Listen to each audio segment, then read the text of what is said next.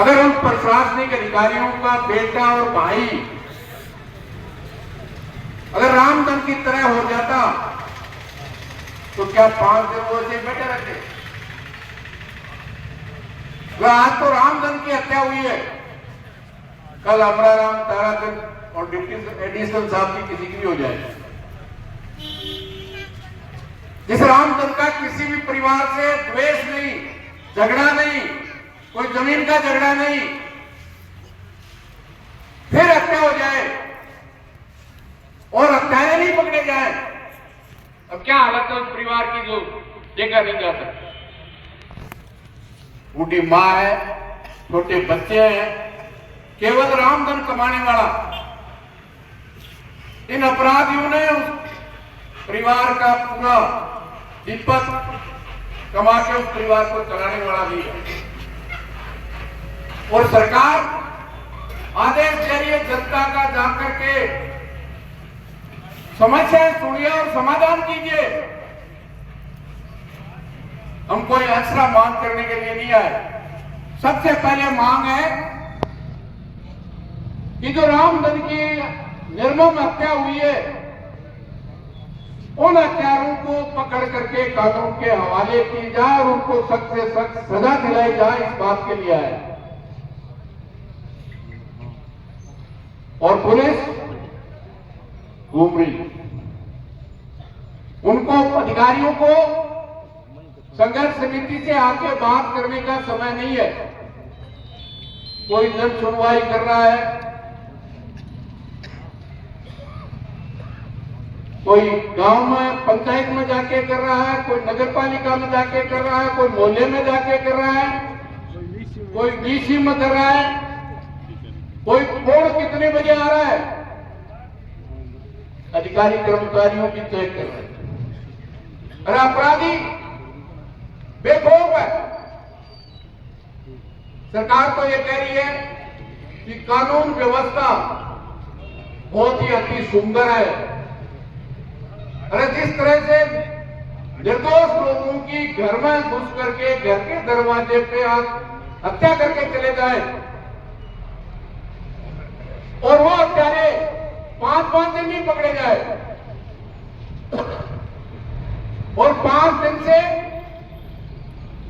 रामधन की देह पड़ी। इसलिए मेरा तो आपसे यही निवेदन है कि निश्चित रूप से गुस्सा बहुत है, लेकिन गुस्से के साथ साथ जोश के साथ साथ होश रखना भी जरूरी है। क्योंकि ये जो अपराधियों को नहीं पकड़ते हैं, इनका एक ही मकसद है कि जो रामधन को न्याय दिलाने के लिए आए, उनको जितना समय निकलेगा, गुस्सा आएगा, किसी की तोड़ फोड़ कर देंगे, आगजनी कर देंगे, तो हम सबको खिलाने के लिए इनके पास सब हथियार। यही चाहते हैं प्रशासन, जो 5 दिन से रामधन के हत्यारों को नहीं पकड़ रहा है, न किसी तरह की चर्चा कर रहा है संघर्ष समिति से। उनका एक ही मकसद है कि गुस्से में आकर, और विशेष तौर से नौजवान, ये गुस्सा किसी न किसी पे निकाल दें तो इनको एक बहाना मिल जाए कि इस थाने के सामने जो लोग बैठे हैं उनको बाइक फोर्स से हटा दिया जाए। हर आंदोलन में ये कोशिश होती है, हर तरह से कोशिश होती है कि किसी न किसी तरह से कुछ लोग उग्र हो जाए, तोड़फोड़ कर दें, आगजनी कर दें, तो फिर पुलिस को और प्रशासन को ये कहने के लिए कि ये कानून हाथ में ले लिया, इसलिए हमको हटाना पड़ा। इसलिए मेरा तो आप तमाम उन नौजवान साथियों से गुस्सा जायज है। आप में जितना गुस्सा है यहाँ बैठे हुए तमाम एक एक साथी में, चाहे नौजवान है, चाहे बुजुर्ग है, चाहे माँ बहन है, सब में गुस्सा है। लेकिन काम वही करना है तो सबने मिलकर के आपने जो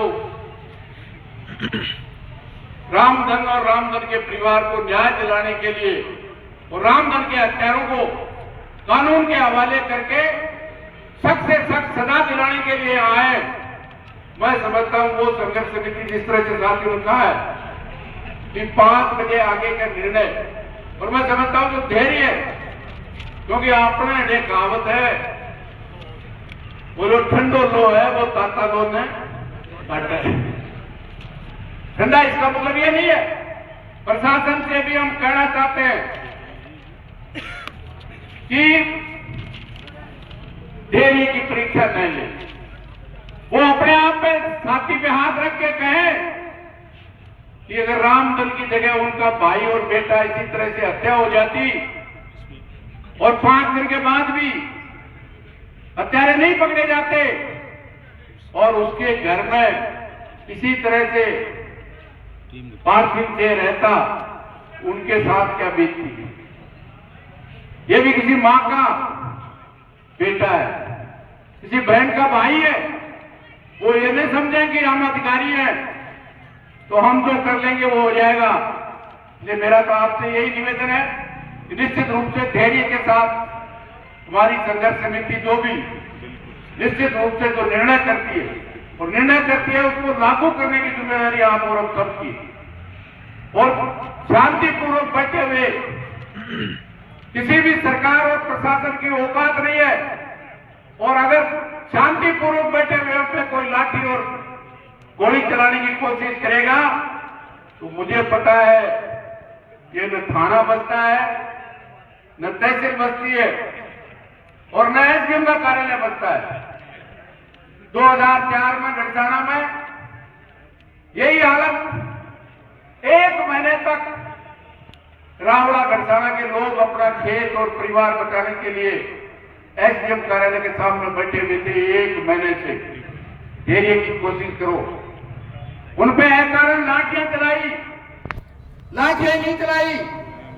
5 बजे वहां की बच्चे और बच्चियों की जब स्कूल की छुट्टी हुई तो उन बच्चियों के साथ इस खाकी वर्दीधारी ने आरएसी के वो जो नई चीज, नई अकल होती है, नई शकल होती है, उन्होंने बच्चियों के साथ जिस तरह का व्यवहार किया और उससे उग्र होकर दूसरे दिन हजारों लोग आए। न रावड़ा और गढ़चाना का थाना बचा, न एसडीएम कार्यालय बचा, न तहसील बची।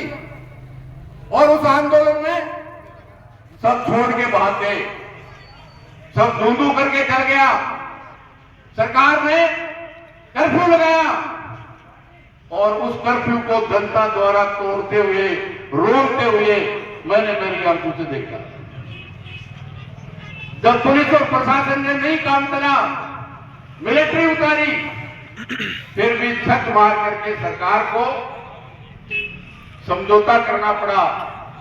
और राजस्थान के इतिहास में पहली बार जो सरकार की पुलिस से 5 लोग शहीद हुए थे, उन 5 के परिवार से नौकरी, 1-1 मुर्गा जमीन और उस समय आर्थिक सहायता देने के लिए पहली बार उस संघर्ष के कारण राजस्थान की सरकार को मजबूर होना पड़ा। इसलिए ये धैर्य की परीक्षा नहीं है। ये इस मुगालते में नहीं रहे कि परेशान होकर रामचंद्र की तय बॉडी को पोस्टमार्टम करा के ले जाकर के सियोट में एसोसिएशनपुरा में ले जाकर के वो दाह संस्कार कर देंगे। हमने तो देखा है। इसलिए मैं नहीं समझता कि उस तरह का इंतजार करना पड़े।